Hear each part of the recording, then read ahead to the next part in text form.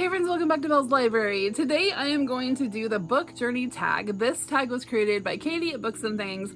Months ago I said I was going to do this tag and then I ended up dropping off for a little bit. But I am back ready to do this fun tag with you guys. In my screen here it looks like my face is like bright red and shining. I do have a normal human skin color, but I'm out on my porch and the sun is about ready to go down. So I've got these lights on above me and it's either this or shadows, so I apologize. I'm sorry I'm glowing. Put on your sunglasses and watch this video. There are 15 questions on this book tag, so I'm gonna get right into it. This is kind of like a bio, book bio, okay? Like about me sort of a tag. All right, number one, how long have you been watching BookTube? So I've probably been watching BookTube a little bit less than a year. I'm probably coming up on my first year. Now, when I first discovered BookTube, I was watching this girl. She was organizing her bookshelves, and I think it was Emmy. Anyway, she was organizing her bookshelves, and I was like, that sounds so interesting. I'm gonna watch this girl organize her bookshelves. And she did good. And then inspired me to organize my bookshelves. And so then I left her a comment, and I was like, I organized my bookshelves. And I think I even maybe told her that I filmed it. I can't remember, but I did film it, and I don't know if I put it up right away or not. Can't remember. But anyways, she was inspiring. And I was like, that's fun. I want to do that. I want to do BookTube. All right, number two, how long have I been making BookTube videos? I'm pretty sure my first video was in October of 2023. So like I said, coming up on a year. Number three, what made you start watching videos? Yes, like I said, I watched Emmy and was inspired to do something bookish. And then I just kept watching things and I was like, wow, we're like doing like my blog. So I've had a book blog forever, but to talk it out is so much easier than writing it out. My book blog is a little more academic than like the way I speak, right? The way I wrote about books was just a little bit more, I don't know, formal and thorough and like I was writing college essays, which is fine. And I love it. I loved my book blog and I still have it and I do stuff on it every now and then, usually at the beginning of the year when I make a commitment to do all these amazing things and then fail. But then I was like, you know, book vlogging, BookTube is going to be way easier than writing up all this stuff. And so here we are, a new channel was born. All right, number four, are there any people who have played a significant role in your BookTube journey? So, you know, honestly, everyone who has encouraged me has played a significant role. This is such an encouraging community.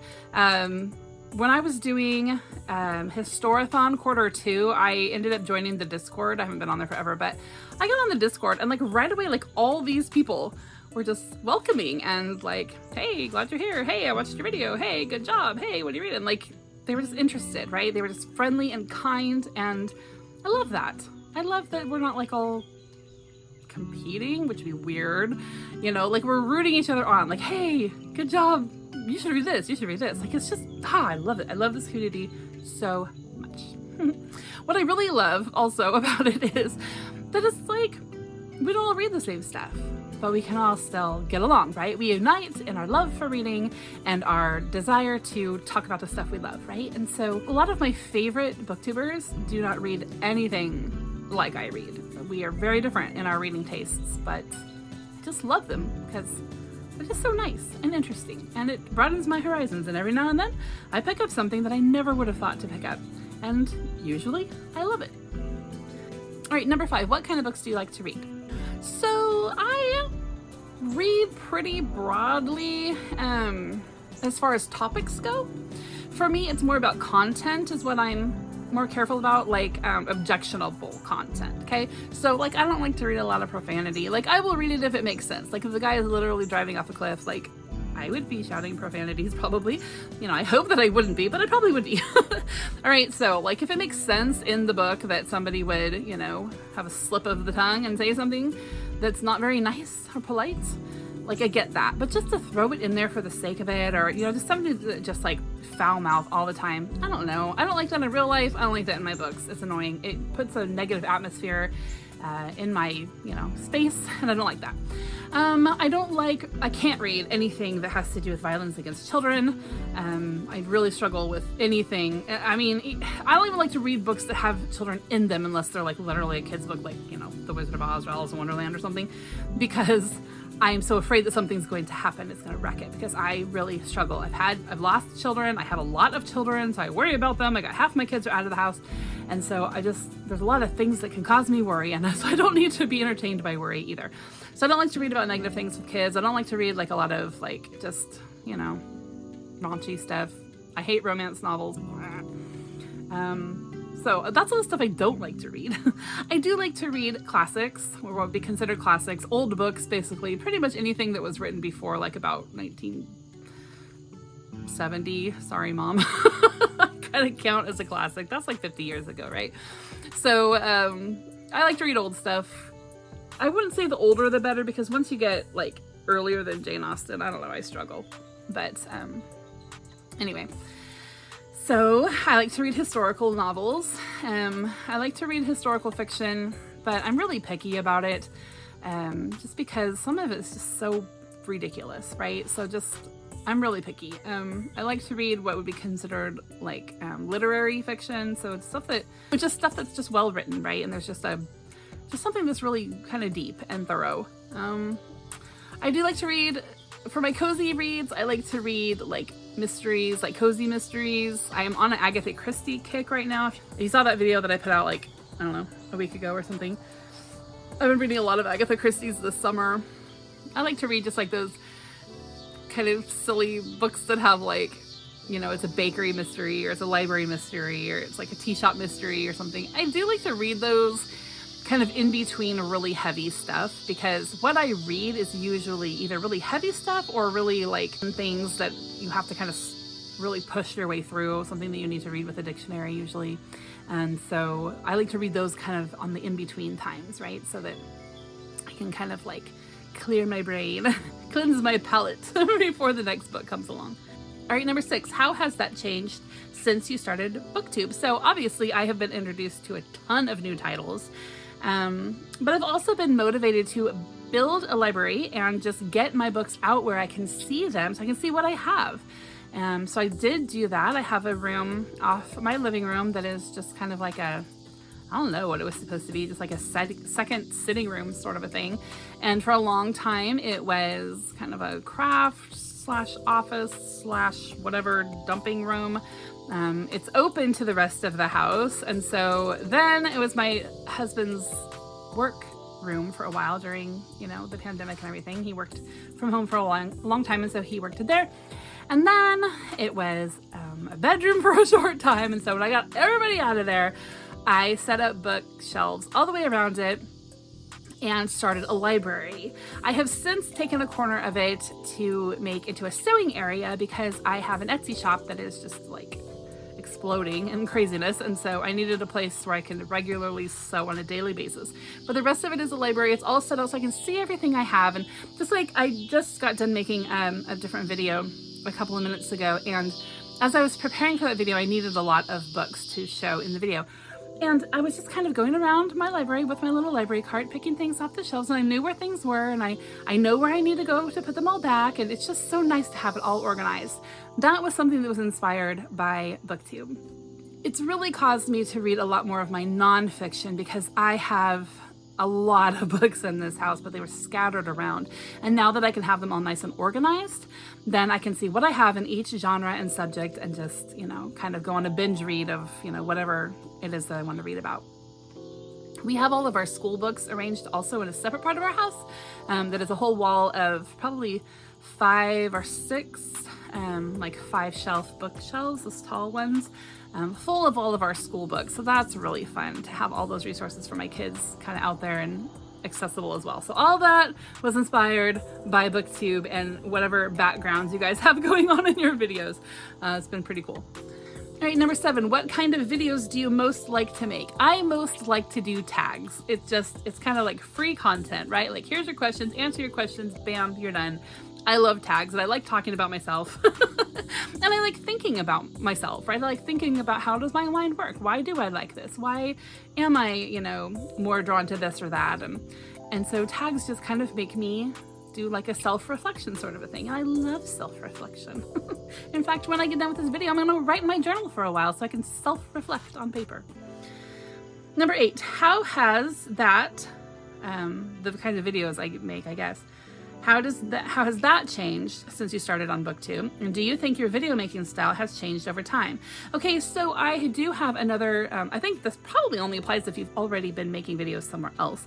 And I have been for years. I've had a ministry channel, and then I've also been making videos just like before that. I was doing like social media marketing and influencing and that kind of thing and making videos for that. So I would say BookTube is like way more fun.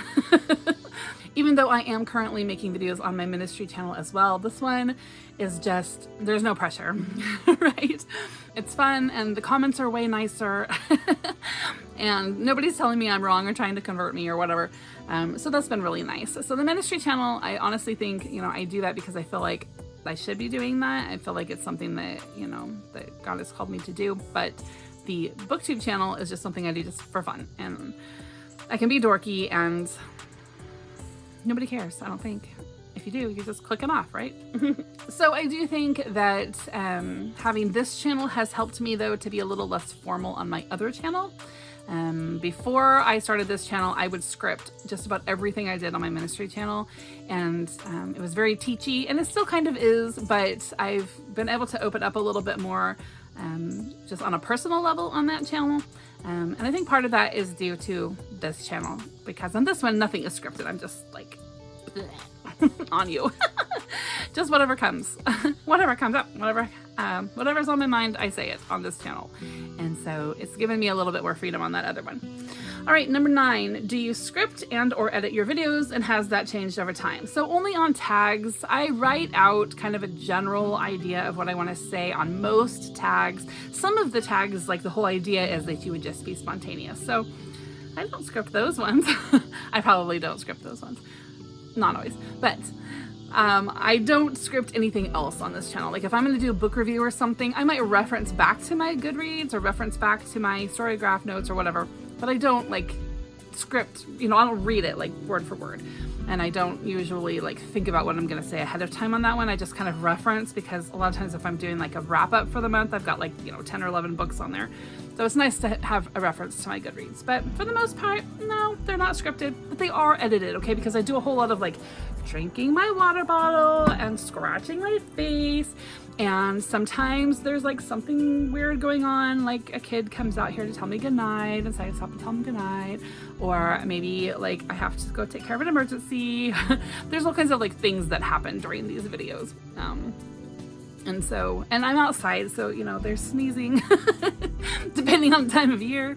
And so I do edit, yes, but I just edit for your sake, for your benefit. So you're not weirded out and grossed out and all that kind of stuff. And I do repeat myself a lot too. So I paused to think and all that kind of stuff. So I edit out most of that stuff, but I don't edit out anything good. You're not missing out on anything. All right, number 10, what's the most viewed video on your channel? So I haven't actually checked on this in a while, but when I wrote these notes, which was like May or something, my most viewed video was the March of the Mammoths announcement. And it has a most viewed video like by way far. So I think that someone must have shared it somewhere. I can't imagine that it went kind of like, got, I don't want to say went viral, because there's literally like maybe 1,400 views on it. But like for a channel that only gets like 40 views, maybe that's viral. Anyway, it just kind of, started multiplying in views just like a couple of days after I put it up. So, and that was right at the beginning of March of the Mammoth. So I think someone probably shared it and put me on a list somewhere, whatever, and people were going down the list checking. But anyway, that's my most viewed video, so yay. All right, what is my favorite video that I've ever made? So at the time that I wrote this, which probably was pretty current because I don't think I've made many videos since making these notes. My favorite video that I made was the Bookish A to Z Hot or Not. That was really fun. It was basically, you go through the alphabet and there's a word for each letter, and then you say whether or not you do or do not like reading books in that genre or reading about that thing or just whatever it is, right? Whatever the topic is. And that was really fun to do. Number 12, do you have a favorite book you read because of BookTube? So there's only a couple that I've read that I only had heard about on BookTube that I'd like never heard about before. that I ended up reading and loving. So that's to say that I've only read a couple, not that I've read a whole 10 and I didn't like most of them. I've only read a couple books that I only heard about on YouTube, okay? Most of the books I hear about on YouTube, I have heard about elsewhere, or I've seen them in stores or whatever. But one of the books that I had not heard of was Charlie's Aunt. This is a play by Brandon Thomas. I heard about this from Katie at Books and Things. I think she was talking about it during Victober this last year. And yeah, it's a play. Okay, so first of all, I thought that I really, really did not like to read plays. I've never have enjoyed reading plays before. And I think it all started like in the 8th grade when we had to read, is it Miracle Worker? You know, Helen Keller and Anne, whatever her last name is. Anyway, it's like the play that tells the story of Helen Keller. Okay, well, we had to read that in like the 8th grade, but then I had read it in the 7th grade already because I transferred from a different school. So I had to read it then. Well, then we get to 9th grade and we have to read it again, and I'm just like, stop. I don't like the story in the first place. I can't stand Helen Keller in that book anyway. I thought she was such a little brat. And I get it. Like, don't get on me. Like, I understand why, but I was like 12. So to me, she was just a brat and I didn't understand why. So I really, really was like turned off by plays from that. And I just didn't like reading plays since. But anyway, Katie said, read this play. And so I bought it. It was short. So I had made a commitment to read at least one play, like in that short of, time frame before the end of the year. And so I bought this on Amazon and I loved it. It's really funny. It basically tells the story of these guys. They're like college guys. This is during Victorian times. And one of them dresses up and pretends to be the other guy's aunt because the guys went to like have these girls over and, get to know them. And they can't because the girls aren't going to be chaperoned. The aunt is supposed to have been there and chaperoned them, but she is held up. I can't remember why. And so one of the guys ends up dressing up, like there's a third friend actually, okay? It started, the third friend ends up dressing up like one of the guys' aunts is supposed to be there chaperoning them and pretends to be the aunt the whole time so the girls can come, okay? So it's all through, it just goes all through all the things you can imagine that would happen, these funny antics. Here's a photo from the actual stage performance of this. It's apparently a popular play that is put on a lot, I guess, in England, or was. It says 1892, I think. But anyway, it's a really funny play. So that is probably my favorite thing that I had discovered on BookTube and read and enjoyed. All right, number 13 is, do you have a favorite BookTube experience to tell us about? At the time, I don't really have like a major amazing thing that has happened. However, when I came back to my channel after being gone for a couple of months and I made a video, it was the one on Agatha Christie, I had a couple of people just so kind right away in the comments, and they were just encouraging, like, yay, you're back, I'm so glad. And that blessed me so much. Thank you for taking the time to welcome me back to my channel. I just thought that was really sweet, and it made me feel like people remembered me, right? Because when I left, I lost 10 followers in that time, which isn't that big of a deal unless your channel is only 200 followers, then that's a lot, right? And I was like, oh, people are leaving. And so anyway, to have a couple of friends on there welcoming me back and saying sweet comments, that was really kind. So maybe that's my best experience so far, is knowing that, wow, yeah, it really is the community that I thought it was. Number 14, what does your book collection look like? I kind of described that earlier, so I'll just kind of go through real quick. So in my living room, I basically have two living rooms. I have a main living room, and then I have what is actually my own space, but it's a second part, and then there's stairs in between that kind of divides these rooms, okay? But you can see into both of them. It's a majorly open floor plan. Anyway, in the big living room, I've got a wall of probably 5 or 6 black bookshelves that are 5 shelves high, those tall bookshelves like you get at like Walmart or whatever. And they are full of school books, well, things that I use in my school. They're for all ages, a lot of reference, sort of, not a lot of reference. I did find a whole encyclopedia set from one of my friends a few months ago. That was such a blessing to find that. I bought it from him. And it's 1984. That was really significant because the whole reason that I bought it was because, like I'm expecting global catastrophes to happen at any moment. And so I was like, I got this book set that's from 1984 in 1984 was like happening. All right, anyway, so I got those on there, and then I have a bunch of just like nonfiction sort of books in all different like subjects, right? So I have a sciencey section, and then, you know, I got birds and insects and trees and plants and space and, you know, whatever, that kind of stuff.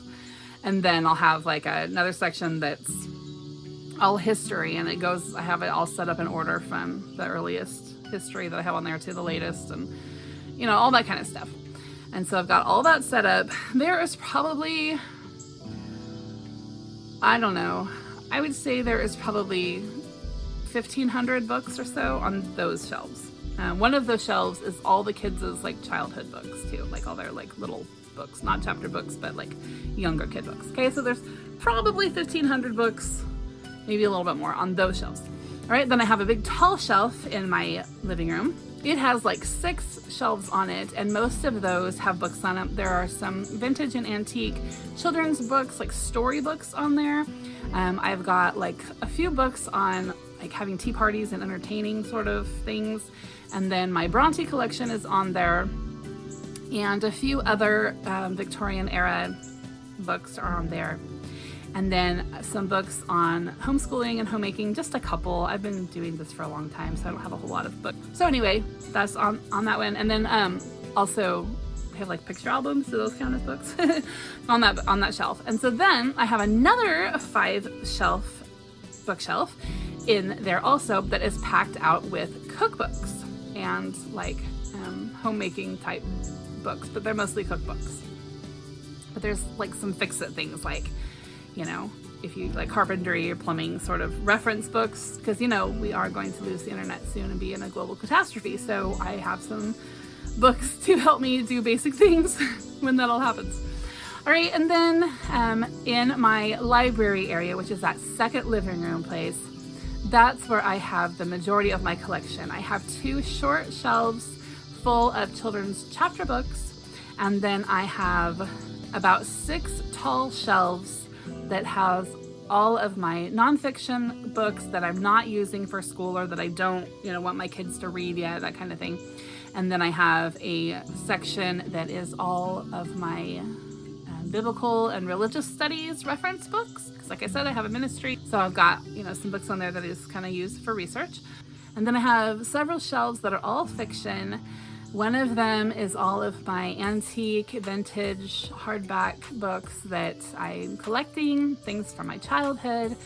And then I have a really packed out shelf, 2 of them actually, 2 of those tall shelves packed out with my TBR. Okay, so my TBR is probably close to 300 books right now. Altogether in that room, there's probably at least another 1,000 books. So I would say our house has between 2,500 to 3,000 books in it. There are just various other places around the house where, you know, all the kids have books in their bookshelves. I have some in my bedroom, but for the most part, that's where I keep most of my books. And yeah, we probably have upwards of 3,000 books in our home. So that's cool. That makes me feel good, right? That I've got that good library, and it's something that I kind of want to pass down, right? Like I said, that my father passed away in January of 2022. His estate and everything was finally settled just this last spring of 2024. If you haven't made a will yet, make one. If you have children, please make a will. Anyway, we got all that straightened out, and so with my, you know, inheritance money, one of the big things that I wanted to do was invest it in something important. And so as I thought through about all of the different ways in which I could invest this money, I decided, you know what, the most important thing that I could leave my children that is tangible, I feel like is a library full of good books where they can have, you know, good relevant information, helpful information, some of the best literature that I can find, that I've read, that I can think of, something that is evolving throughout my lifetime that they can then add to within their lifetimes. And so I started building a library, and I spent a lot of that money just getting that room together. I've got a cute little chair in there and a table with a lamp and all this stuff. And then I bought, like I said, all the shelving and then some books, and I continue to add to it and subtract from it when I end up reading something off of that TBR and find that it is not acceptable for my library. And, you know, over time the kids will add to it, I'm sure. Most, if not all of them, have at least one book in there that I have written out to them that they will have to just discover over time. It's just things to leave them, and things that, you know, just, you know, books that made me think of them or whatever I've dedicated to them. So that was a long answer. There you go. That's what my book collection looks like. Hope you can imagine all that.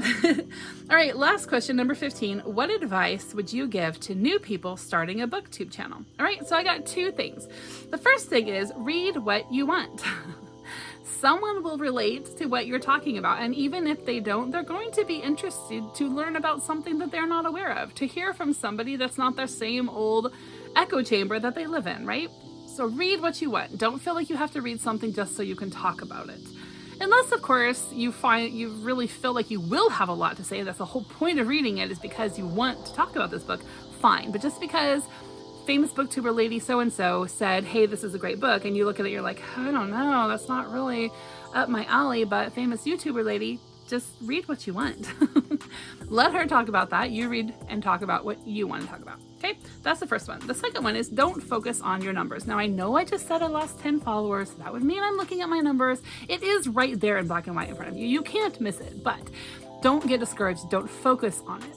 You cannot control the algorithm. And I will say, having been on YouTube for a good 10 years now, I can definitely see the biases that YouTube is working with, and the biases change over time. Sometimes they're going to promote this and they're going to promote that. Sometimes they're going to give favor to this or that. It's just, you can't do anything about it. Okay. You can try to work with the algorithms. It will drive you nuts, and it will take away your joy of just talking about books, reading good books and talking about them. So I would just avoid even worrying about your numbers. Just make your videos and have fun. You will get censored every now and then, depending on what YouTube is doing that day. Just make your videos and have a good time. You will find a following, you will find people that you enjoy following, and over time, you will slowly build up your channel. What I have found is if you go out and make friends, then you have friends. And when you go out and make friends, your friends usually come and visit you too. So go out, be productive and network in a friendly way, and invite people to check out your content, but don't get hung up on it. Enjoy what you're doing and just don't look at the numbers. All right, number 16, tag some people. I will do that in the description box below. I like to tag people that are new or newer or kind of have a low following, because it is nice to promote each other, right? Especially people who are just starting out. So I will do that in the description box. But if you have watched this very lengthy video and find that you want to do this tag as well, feel free to do so. That's what I did. Nobody tagged me. I just went and stole it off of Katie's channel. I'm going to put a link to her video for the book journey tag, so you can go there and get the questions from her description box. I hope you guys are all having a beautiful day. I will see you soon. Bye-bye.